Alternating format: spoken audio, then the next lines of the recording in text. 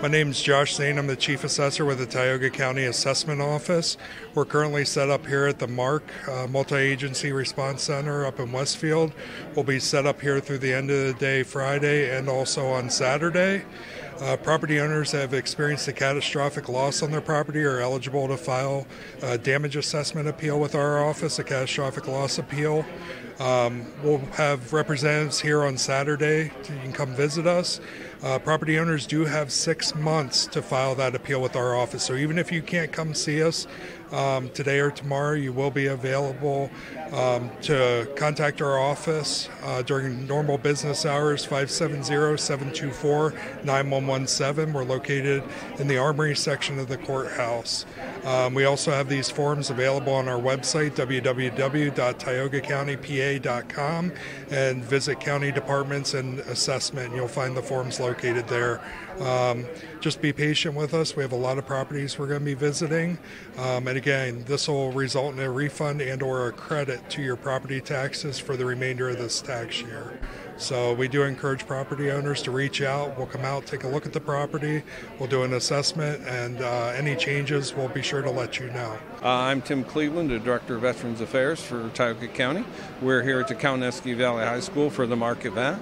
We're here to assist any veterans and or surviving spouses of veterans. We are able to secure a one-time grant of $1,600 for those applicants. We have made the application process extremely easy and quick. We will be here tomorrow from 10 until 6 or until needed. And after that, if it's next week or the following week, you can reach us at our office at 1888 Shumway Hill Road in Wellsboro, Pennsylvania.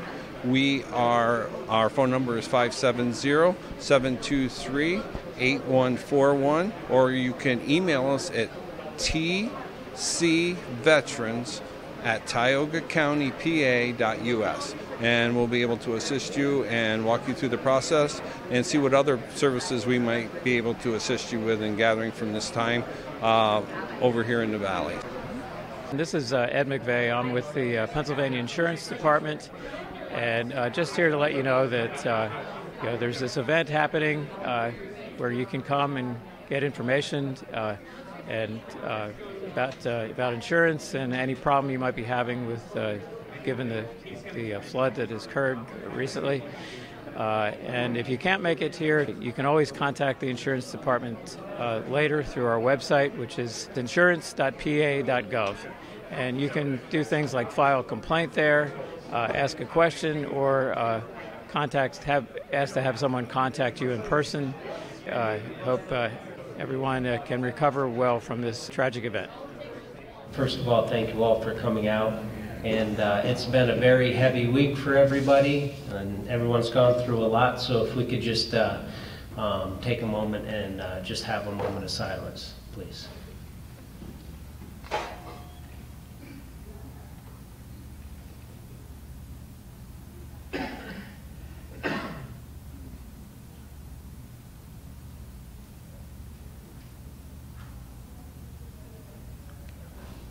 Thank you. So I'm Shane Nickerson, one of the 3 Tioga County Commissioners. I just wanted to, first of all, give some quick thank yous to people, the organizations really.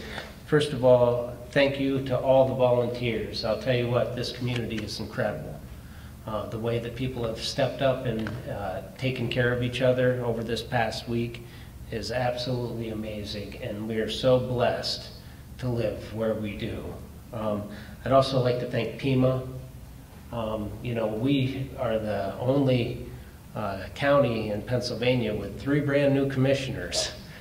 So we were thrown into the deep end of the pool, and we were treading water the best we could, but now that the state has sent PEMA, that has been a huge resource for us and has helped greatly. Also to our county staff, right from the incident, when the incident was happening at the 911 center, we were all there as the calls were coming in, and the way that they responded was incredible.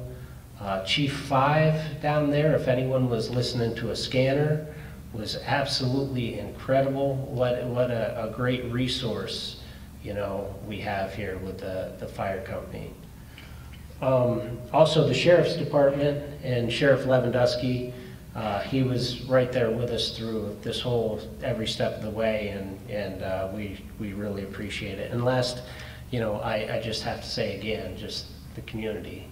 I've seen this week the best of people.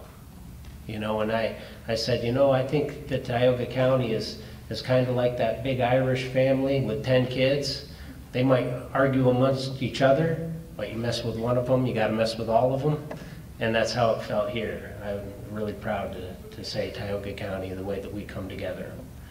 So a little bit about this meeting and what we're doing here tonight is this is to inform you about what has happened so far, what we've been doing in future efforts, so everybody can understand this process and get a better grip of how long it's going to take to recover from this and the steps we're going to have to take to do that. So you're going to hear from all of us up here, and I'll introduce everyone. And then afterwards, because there'll be so many questions for people, that we're going to split up, as you see on the walls, into our different corners to help answer any questions and concerns that you have. We thought that it would be easier if we could meet with people rather than just everything at once, and maybe specifically something would be directed at PEMA or the county commissioners or the emergency services. So that's how we're gonna do this at the end. So first I'd like to introduce one of my partners, Sam Van Loon. He's a county commissioner, and he's going to give us a quick summary of the local resources that you have.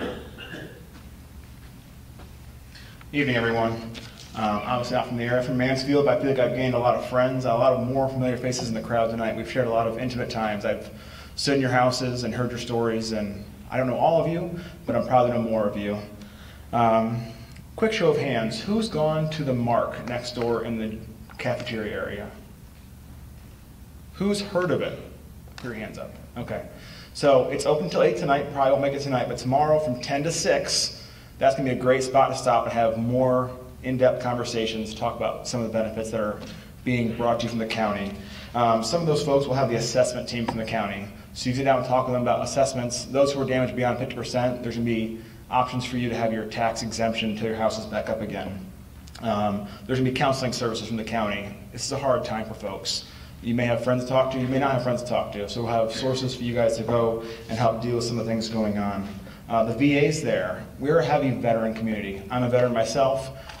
There's some grants available for veterans. It's $1,600. It's not a lot, but it might help get you through the next few days or weeks. We've had a lot of folks coming down who are veterans who have not currently signed up, and so we're getting folks involved in the system and getting benefits to those folks. We've got a good VA staff here in the county. We're very fortunate. We are all new to the job, but we talk to other commissioners in other counties, and we've got things pretty good here all the way around, so thankful for this county. If you need help getting your houses cleaned up, you need labor services, we have so many volunteers coming who want to help you from in the county and out of the county. So we ask, if you don't be ashamed, don't be afraid, don't break your back. We've got folks who want to break their backs for you. We've got a resource hotline. It's 570-724-9110. And those folks will take your phone calls and can help direct your calls to where the resources you're needing the most. Trying to think what else there is. We don't have all the answers. We're working through it, like Shane said, we're new to it. We're trying to do the best we can. You guys have been amazing up here. We've seen raw emotion. That's justified and deserved. And we're beating the drum. We're getting folks to come here to see, to walk through.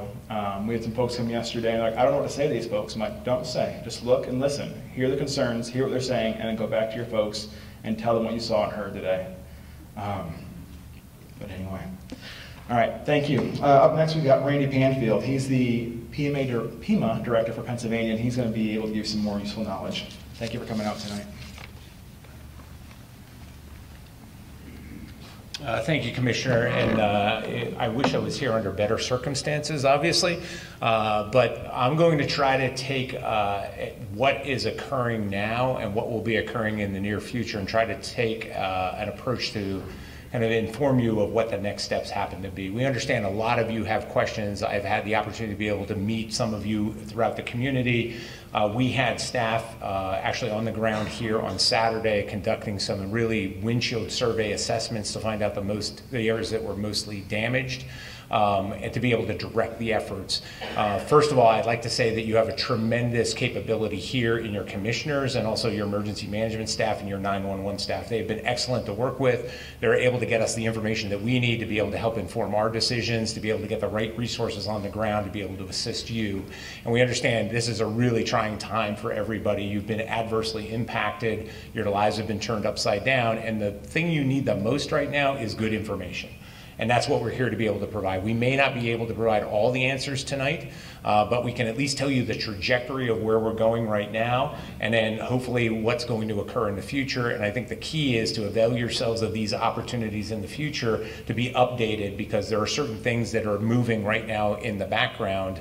And then when we meet that milestone or we get to that point, that will turn on a lot of additional services. So right now what we've done, and many of you may have seen the county vehicles and emergency managers through the communities. You may have seen our vehicles through the communities, and people get concerned that we haven't stopped to see them or talk to them.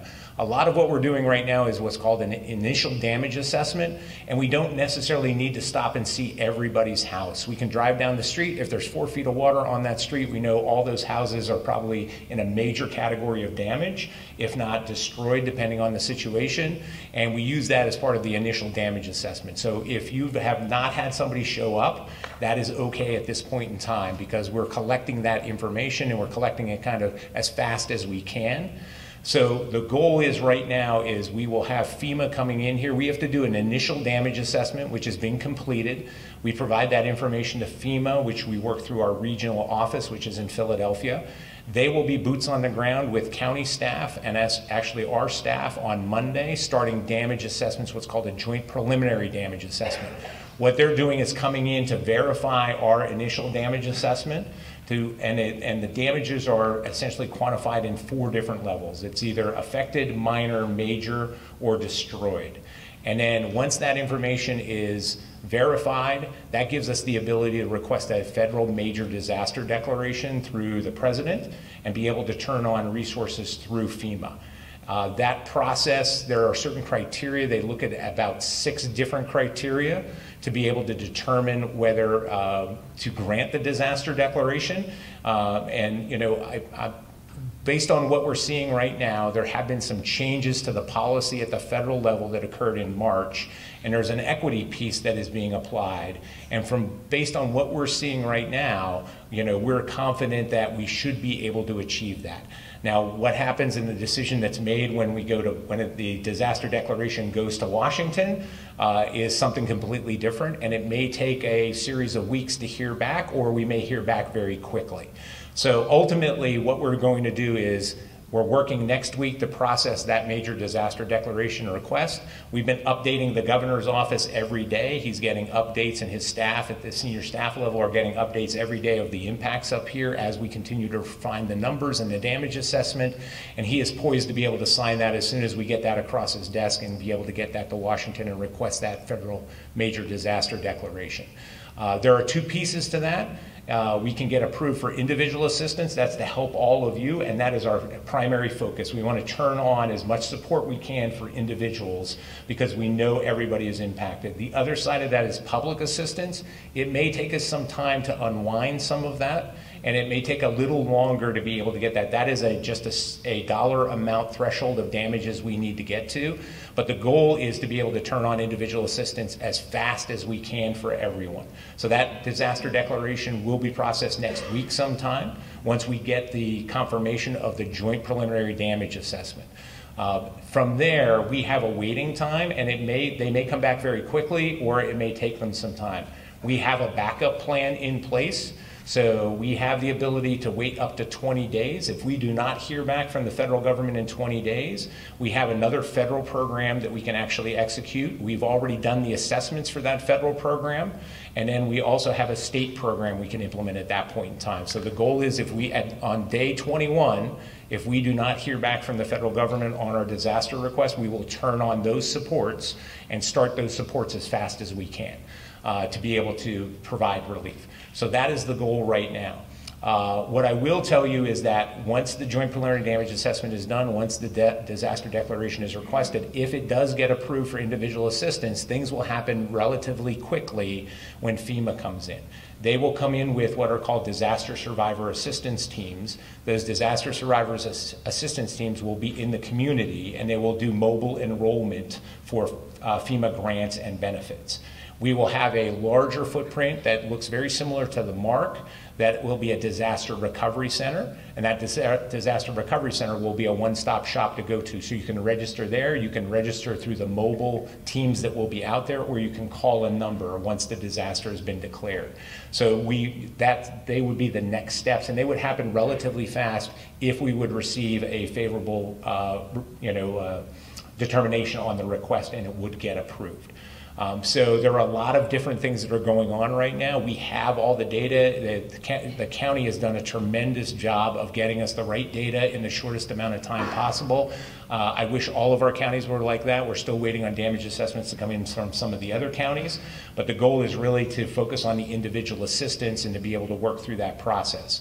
There are a number of programs available under individual assistance. What will also happen with that, if the disaster declaration is approved, is that will come with disaster case management. Each one of you and your families have been impacted in different ways. The disaster case management is designed to be able to work with you, and you'll have a case manager to figure out what exactly you need, what programs are available, what grants are available, and what supports can be turned on. There are certain things the federal government can do. There are certain things the state can do. There are certain things that the voluntary organizations can do. The goal is to make sure that we have a holistic recovery for everyone that is here, and to be able to turn on the amount of support that is needed for everybody, understanding everybody's situation is different depending on if you're a family, if you're a renter, if you're a homeowner, those types of things. So there are a lot of pieces that are occurring right now. We know there are a lot of questions, and you have a lot of questions. We may not be able to answer those, but really the goal is within the next week to request that federal major disaster declaration with the emphasis on the individual assistance. If that gets approved, then that will turn on a number of other supports. But if it does not get approved and we hit that 20-day mark and they're still contemplating whether they're going to approve that deck, we will turn on the state supports and the other federal program at this point in time. So, and I know this is a difficult time for everyone working through this, but we're here to be able to support, any unmet needs that you have. Make sure that the county is aware of that. If they're not able to handle those unmet needs, they will come to us, and we will make sure that we have the support here. We have an incident management team that is working down at the command post. They moved the EOC down to the command post, so we have ready access to all of the information we need, and we can turn on any of the supports that we need given the situation. So we're here for the long run to be able to support you. I know that I wish I would have had more information on, yes, we do have a declaration, but that that process takes a little bit. And unfortunately, it's not fast some days. So we're trying to do everything we can on our side to make it as fast as possible. We are taking the business interest into consideration as well. There's supports for that, the ag interest as well. I talked to Secretary Redding at the MARC not too long ago. We know that when I was up here earlier, there are a number of ag interests that are involved. We know some of you are displaced from your houses. We know that they're destroyed. We're looking at those plans. If and when we get those declarations, we're already working those courses of actions to be able to support you, and we have a number of those that we're working on right now. So I will be around to answer any questions that you happen to have to the degree that I can, but I just want to try to provide what the trajectory is and where we're at and where we're working towards. And the goal is really to tamp down. Even when I was up here earlier this week, there was a lot of misinformation, there was a lot of disinformation, there was a lot of rumors, and that happens this time. And these meetings like this are really critical to get the right information across and understand this is a snapshot in time. This may change early next week, or it may change change on Wednesday. And I know that everybody sitting up here is committed to get you the right information as quick as possible, because that's what you're looking for and that's what you really need in this time. So I appreciate the opportunity to be able to come up here. Our staff are going to be here for the long haul to be able to work with the county commissioners, the elected officials, and also the emergency management agency and the 911 staff to be able to get you what you need. Thank you. Randy, before you go, hi guys, Bravo. Could you talk about the hurricane season and if we get another storm in the 21 days? After Tropical Storm Fred, we got hit again in 3 weeks. How does that assessment process move forward if you haven't finished your evaluation in the next 21 days? So the evaluation will be done within the short period of time. We're hoping to have most of the evaluation for individual assistance, it's a great question, finished by mid next week. We're hoping for Tuesday, if not Wednesday, and the reason we're able to do that so fast is because of the great information that we have from the county and the initial damage assessments. So you bring up a very relevant point, is we're concerned about repeated effects. We're looking at the weather, and the goal is and the challenge with the federal system, and I don't want to, it is a very complex system. They look at each one of these incidents as a single incident and a single weather system.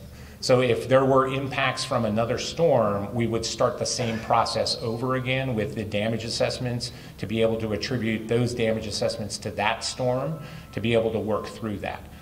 The other thing that we will be looking at as part of this, we know that people were impacted. We'll also be looking at mitigation.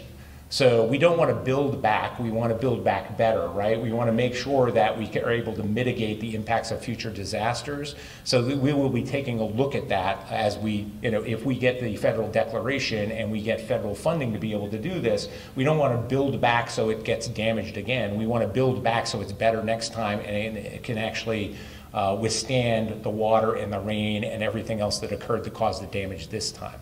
So there are a lot of things that we are looking at on our side, but that's a very relevant question. And we are concerned from our perspective. We've been tracking hurricane season and tropical moisture. We were activated in the Commonwealth Response Coordination Center down in Harrisburg. We were actually watching this storm. We had resources stood up to be able to respond. It was a large section of the state that was in really the high threat area. And unfortunately, it materialized here.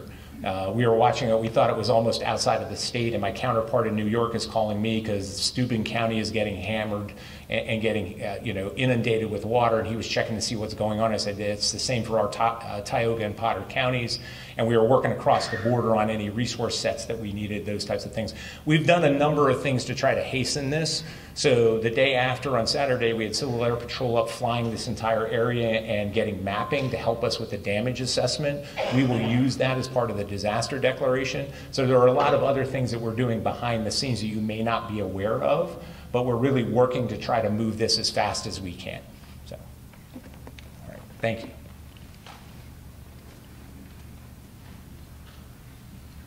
Yeah, and one thing that I'd just like to add real quick is the commissioners we have tried so hard to get all those assessments done, as I'm sure you guys have seen and know, because it's really important that we have that information to pass on. So it's nice to hear that we're doing a good job anyway, because we've really been trying.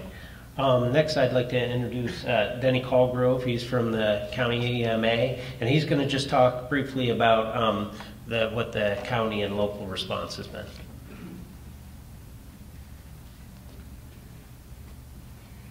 Okay, good evening, everyone. This past week has been one of the longest weeks of my life, I think.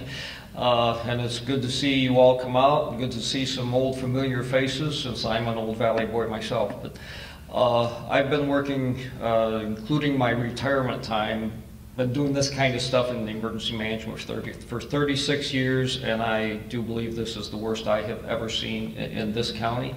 I have gone through other disaster declarations, both public assistance and individual assistance, and so we had a little bit of a heads up on how we should react. As things started progressing with the forecast on Friday, they did a limited activation of the emergency operations centers in Wellsboro. And so it started out basically with some paid staff there, and I was there.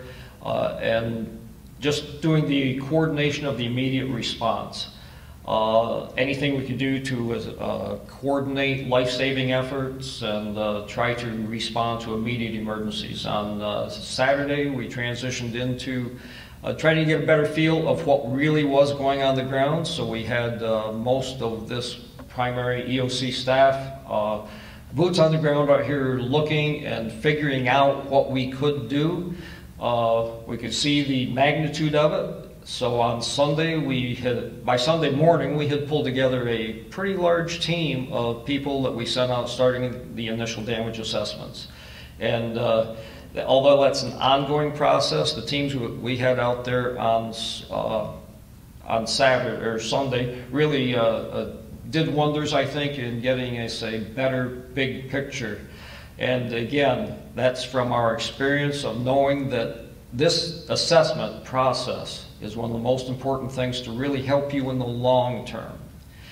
We also moved in for more short-term needs. We recognize the needs out there, so we pulled in just a very small handful of us, including the sheriff and chief deputy and me. We've been in the Instant Command Post really ever since then. And we started addressing immediate needs of trying to get the cleanup help and volunteer coordination.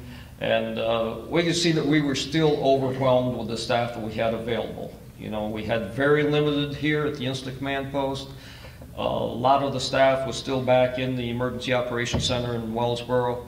We recognized this was really overwhelming the people that we could pull in, you know, our staff and volunteers. So we made the request for the incident management team, and I've been very, very thankful that decision was made. They have come in and done a tremendous job in taking a lot of the burden off. Some of our focus is shifted. If you've been in the area of the donation center and where we're collecting the additional damage assessment information, we have both staff and volunteers manning that area, and it's all in order to try to give you the best assistance that we can with the resources we have. The overwhelming volunteer and donations that we have received is just mind-boggling what the community has stepped up to. So the one thing I want to point out is on the initial damage assessments, we're getting a lot of questions in there about whether you need to give more information, whether you're on the list. We don't have the capacity to actually check everybody's name, and that's fine. If you're not sure anybody ever filled out that form, that's okay. We'll put it in, put your information in, and it will be correlated by your address. That will be entered as an update. But if someone has actually been to see you out there and talk to you, and you know they were filling out a form, that means your initial damage assessment is done. That's as far as you need to go with the assessment process.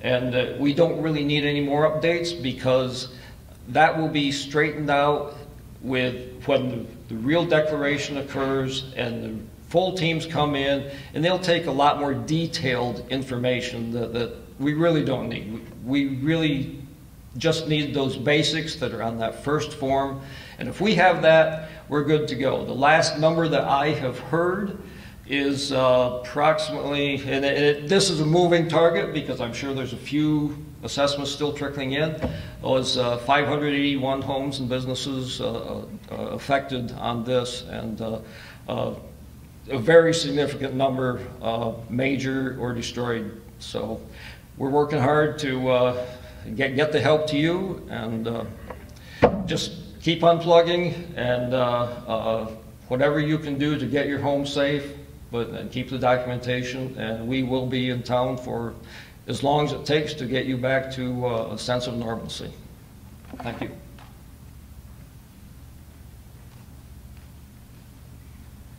Next, I'd like to introduce Brian Plume. He's the incident commander, and he's going to give a summary of the mission and what the duration is.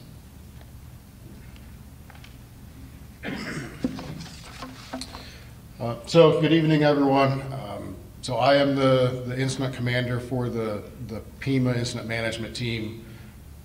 If you're not familiar with what an incident management team is, I'm sure a lot of folks aren't. It's basically a team of people that are trained to handle, different types of incidents, emergencies, for different complexities. As Denny said, going from the start, as things progressed, the complexity, how busy it was overwhelming to the local resources. So there's incident management teams that are available that can come in and take some of that burden off of the local resources. So one of the first things is to free up the local, state, county resources, for other incidents, anything else that might happen, because they're already fully taxed. So when an incident management team comes in, they can take that burden and that workload off of them. We work with them. We're working hand in hand and communicating with them, but it's just so they don't have to focus their efforts on that. They can let us know what we need to do, and then we can go try to get the work done.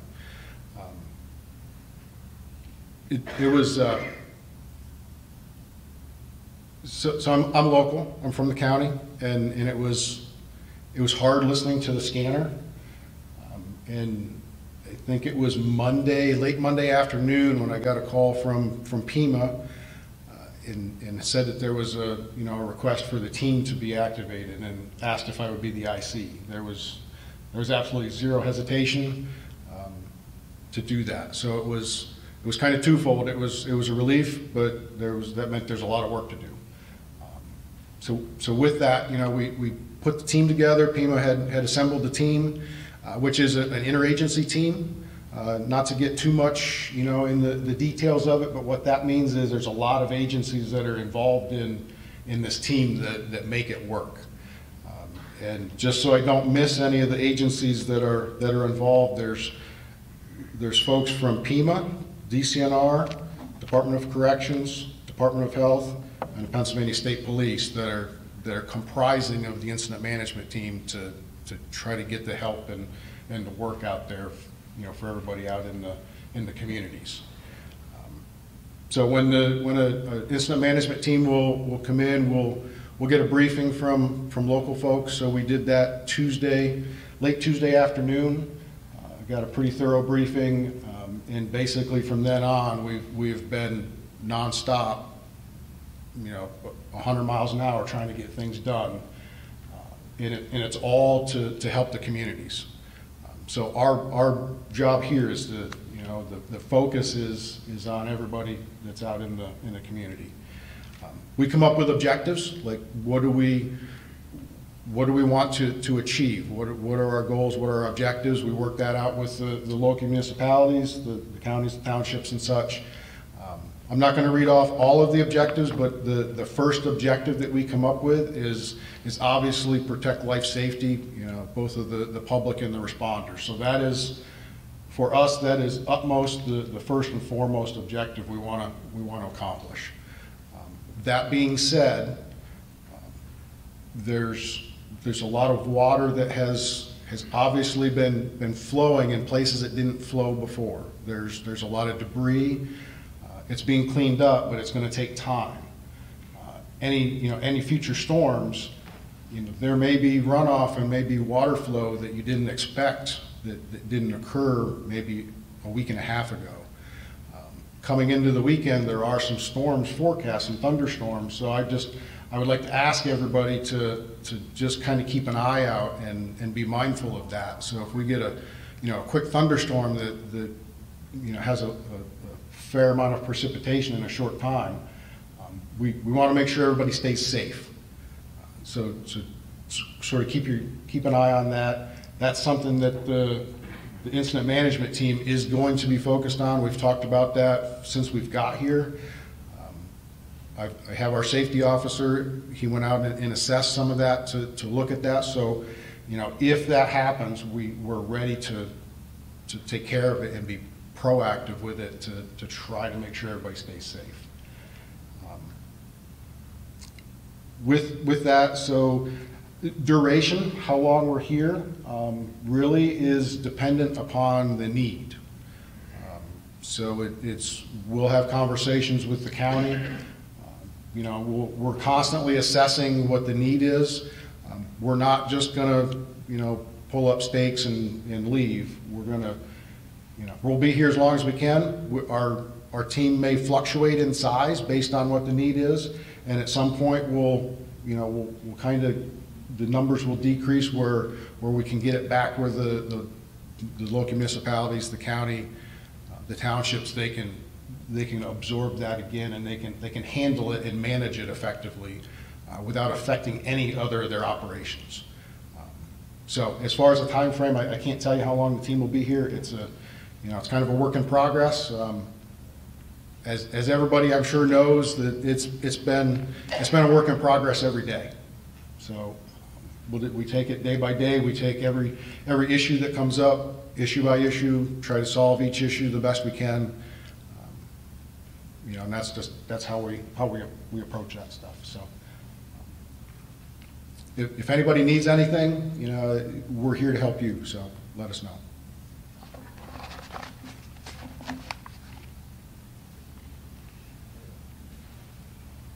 And last, I'd like to introduce our Sam and I's other partner, Mark Rice, and he's going to talk a little bit about kind of conclude this meeting and give you a little bit of direction. I think tonight they let the best go last, so thanks, guys. I just want to say I hope this meeting tonight was beneficial to y'all. We had heard over the last few days that there was information flying around, and we just wanted to make sure we had the most accurate information out there for y'all. And, just to understand the process, we're doing everything we can at the county level, I feel, to support y'all. We have met with state and federal legislators that represent our area. I think everyone has been here, from Congressman Thompson on Saturday to Senator Fetterman and Senator Casey's office yesterday. And I'd like to especially thank Director Randy Padfield. He's visited our community twice this week. He was here earlier in the week and saw the devastation experienced in our community, and he's back here today. That shows a commitment not only from Pima, but from the state. So again, I want to thank you and thank Denny and Brian. We are new to this, but those folks have experienced leadership that they bring to our team, and they're really doing some good things for us. And I just want to say, I have met some of the toughest, resilient, most passionate people in Pennsylvania this week. This lady here was so passionate about the damage to her home. She come down and she really got into us. But we needed that. We needed to hear from y'all, and it really has been a tough week for y'all, and we're here for you. Our number one priority is really to get some individual assistance for you folks.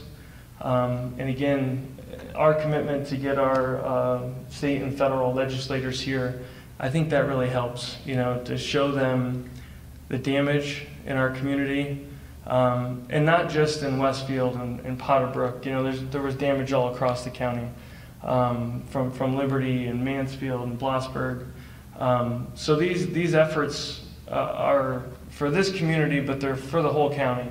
And I want to make sure that that's out there. And if somebody didn't get their door knocked on, or hasn't talked to someone in the EOC, please reach out to that number. It's 570-724-9110. If you need some assistance cleaning out your house, reach out to that number. Or if you need somebody to come out and do a damage assessment, you don't have to be on the 49 corridor. If you experienced damage across the county, please reach out to that number.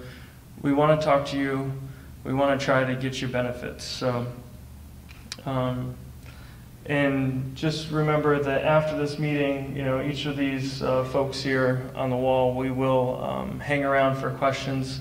If you have some questions or concerns, please visit us. We want to hear from you and understand what you need. And again, hang in there with us. This is going to be a process. we are committed to working through this. And to Director Padfield's point, hopefully we can get to some mitigation efforts again so that this doesn't happen in the future. Thank you.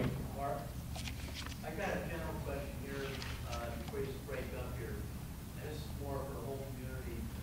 And I've just been volunteering, so I don't really have a problem myself as far as what's concerned. But two different people I spoke to today, they got a little too much pride. They don't want to be asking for help. One person is an 8-year-old woman, but she's, once again, you kind of mentioned it's out all over the county, but she's over on the Jefferson, 3 or 4 miles out south of 49, and she said she's got a lot of damage over it. They go down and put her name in, so she's on the list, so maybe we check her out. But Call the EOC, get her address, we'll send someone out. the people, what I'm getting at is I'm wondering how many other folks are like that out there that are afraid to ask, or they don't know that it's available. They're not on Facebook, they're not on. We need to come together as a community and encourage those folks to reach out. I completely understand and I empathize with those folks that they don't want that help. But we need their numbers. We need to understand their damages so that we can roll this request up into a FEMA ask for assistance. One of the things we've been championing over the last few days is we need to come together as a community and get these damage assessments submitted. So please, if you know somebody, that doesn't want to reach out for them. We'll send someone out there. We need these folks. We need to come together as a community and, get this damage reported so we can get some help. Thank you. Sir, I have a question. On the little part of Rick Road where we're getting blistered and stuff, second bridge after you leave 49, it's been plugged all summer. I've made calls, and this is umpteen times. This is 3 times I've been hit. Worst I've ever saw. But that bridge has been plugged on the right-hand side for God only knows how long. Now it's completely plugged. If we get rains like you're talking about, and they don't move that debris away from that bridge, we're going to get drenched again. Yeah, so I'll give a brief update on that, and then I would like to, kind of open it up to everybody have question and answers at the individual stations. But the 3 of us have been in contact with PennDOT. We actually met with the county manager today and her supervisor, and we identified that bridge as a high hazard for our community. And someone has opened up one side of that, so if there was low flow, it would flow under the bridge. But they committed to having a piece of equipment available, and if we got some rain this weekend, that they would be there to do some work on that bridge. So it is a priority. PennDOT told us today that they have a lot of debris and a lot of bridges plugged. They have prioritized them, and we raised that one to the top of the pile. So thank you for that. One thing I get kind of upset about is as you're looking down the stream, coming from Hector Way, that gravel bar runs probably as far from here back to the curtain and the stage there, and I got down purposely. I couldn't crawl under that right-hand side. That gravel bar was so bad. And we've heard that across the county, and we're here to represent y'all, and we're gonna try to get that fixed. So thank you. Thank you, guys. And just real quick, I just want to say that anybody that's watched in this room that needs assistance, now is not the time to be prideful. If you're too proud to ask for help, I don't care who you are. Everybody needs help from their neighbors from time to time, and that's what makes a community strong. So if you need help, please ask for it. We've had a lot of good help from the Amish community. Yep, absolutely. They've been amazing. Really good about that. Yep. And sir, to your point about the bridges, Sam Van Loon has pictures of that bridge and the debris underneath it on his phone. All we can do is be a microphone for you all, and that's what we're trying to do, sir. So believe me, we're screaming as loud as we can. We understand. And everyone, if we're going to be at our station, so if you have any other questions, one last question, real quick. One last question. Lifelong, I'm early 40s, lifelong resident. I'm speaking probably for most people We had this community meeting tonight, which is great, so everyone's aware of what's going on. When will there be a follow-up meeting to this to make sure the community is aware of what's going on? Yeah. What steps need to be taken? And that's why we had this meeting, because we didn't know that we're trying to reach everyone. The most important thing we can do is advocate for you and give accurate information, but we need places to give that accurate information, and that's why we had this meeting. If anybody here is on Facebook, which I'm sure most are, please follow the Tioga County Commissioner's page, and we do regular updates, but we also put about this meeting on the radio, and then also we try to advertise everywhere we could. So, but this all came by last night. The next one, to be honest with you, I want to make sure that we have more information to share, so as things start to unfold in the coming weeks. But we try to do our best updating the public on what the needs are and what's going on. There will be almost one. daily. We'll definitely keep them. Well, there's going to have to be. We have to do that, because if this does go to the federal level with FEMA, then there's going to be a whole bunch of new information that we don't even understand yet. So, thank you guys. Jay, Yes. just an announcement. The CBFFA and Children's Council are going to have a pancake breakfast here tomorrow morning. Okay. All right. Awesome. Thank you, sir. Ma'am, we're going to be at our stations, so that. Oh, there is not. This was just about really the emergency response. So, but there are DEP down at the Mark. They're down there. It's still open too, and you have like 40 minutes to go there. So that's the place. Thank you all.